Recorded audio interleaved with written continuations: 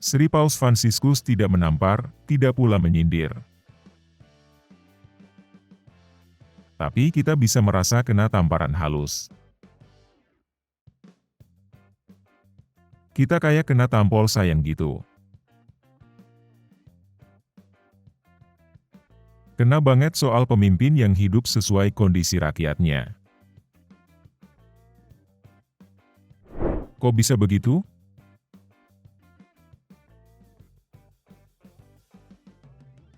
Sri Paus adalah sosok yang sangat berkuasa. Beliau adalah pemimpin dari 1,2 miliar umat Kristen Katolik.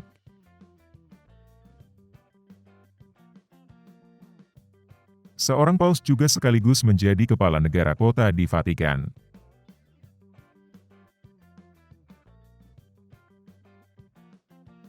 Negara tahta suci itu adalah salah satu negara terkaya di dunia.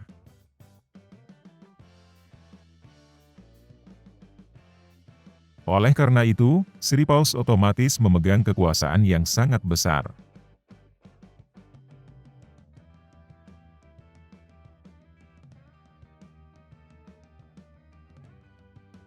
Tonan terkagum-kagum membayangkannya. Menguasai 1 miliar pengikut loyal dan aset setara 200 triliun rupiah.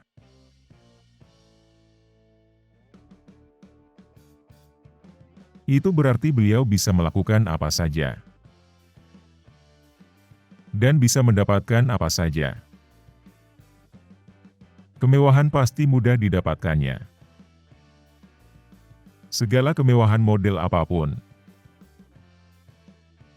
Kalau dia mau, pasti langsung tersedia.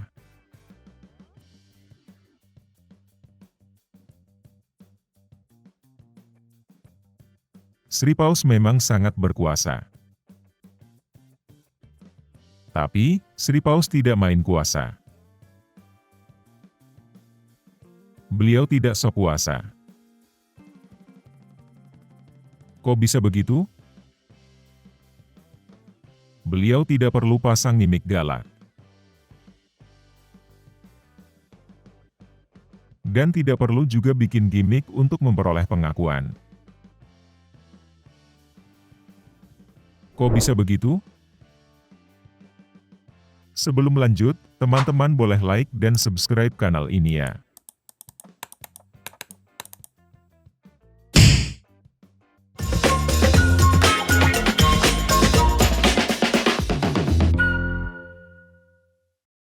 Jenis kendaraan yang biasa dipakai oleh warga Jakarta.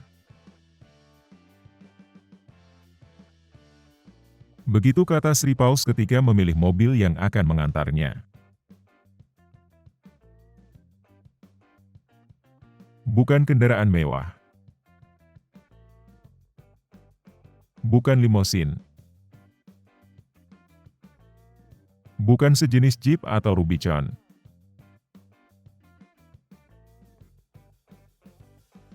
Bukan pula mobil sport yang biasa dipakai untuk flexing.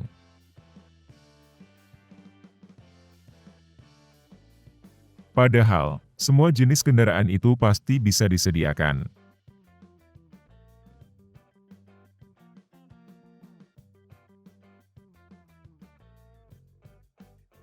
Tapi, beliau berusaha jadi sama dengan rakyat kebanyakan. Atau kita sering menyebutnya mobil sejuta umat. Makanya, kita melihat beliau memakai kendaraan merek itu. Dengan tipe yang disesuaikan dengan kebutuhan usia Sri Paus.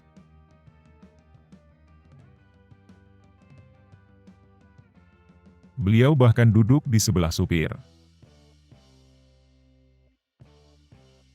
Bukan di bangku belakang layaknya majikan.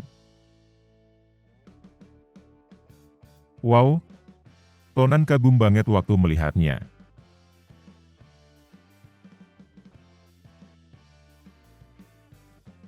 Begitu juga dengan arloji dan sepatu yang dikenakannya. Bukan barang baru dan bukan pula barang mewah. Sepatunya kelihatan sudah tua, tapi tetap digunakannya. Sri Paus memang memilih jalan hidup bersahaja. Jalan hidup sederhana. Beliau tidak perlu bersusah payah khotbah tentang kesederhanaan. Tidak perlu berceramah dengan wajah galak untuk menentang kemewahan.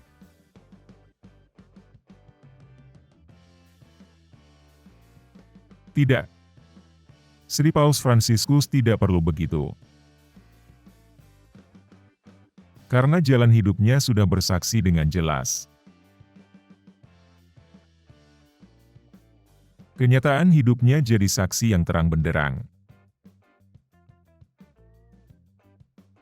Sehingga tidak bisa dibantah atau disanggah oleh siapapun.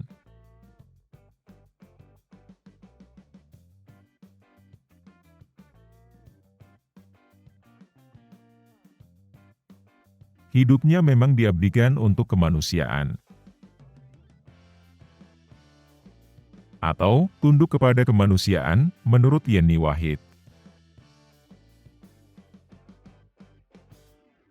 Beliau juga melaksanakan panggilan ilahiyah untuk membela mereka yang teraniaya.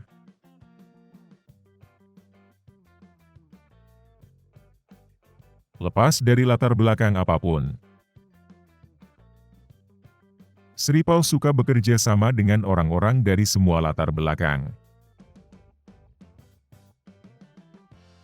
Tanpa memandang agama, gender, atau latar belakangnya. Pada tahun 2019, Paus Fransiskus menandatangani dokumen persaudaraan manusia.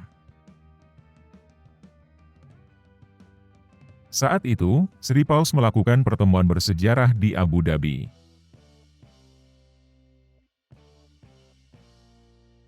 Beliau bertemu dengan Imam Besar Al-Azhar, yaitu Profesor Ahmed Al-Tayeb.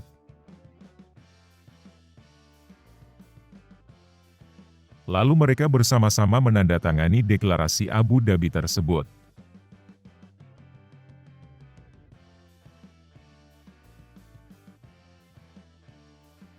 Dan sekarang di Jakarta, Sri Paus pun menandatangani deklarasi bersama Imam Besar Masjid Istiqlal.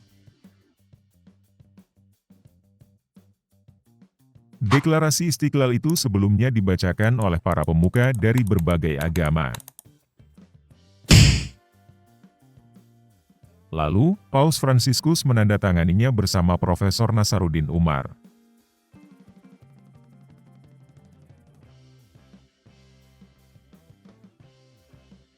Pada tanggal 4 September itu mereka mengunjungi terowongan silaturahmi.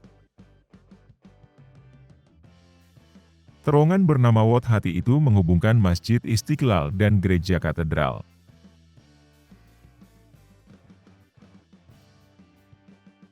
Wat Hati berarti jembatan hati. Semoga semakin banyak hati yang terjembatani.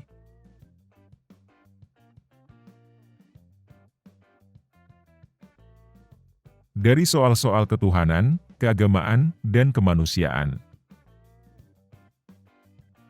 Tunduk kepada ketuhanan berarti sesuai dengan hati Tuhan yang mengasihi manusia.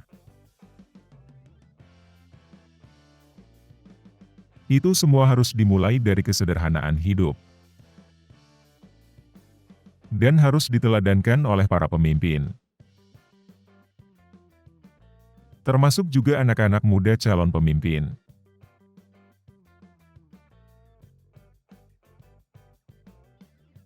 Pemimpin seyogianya hidup sesuai dengan kehidupan rakyatnya.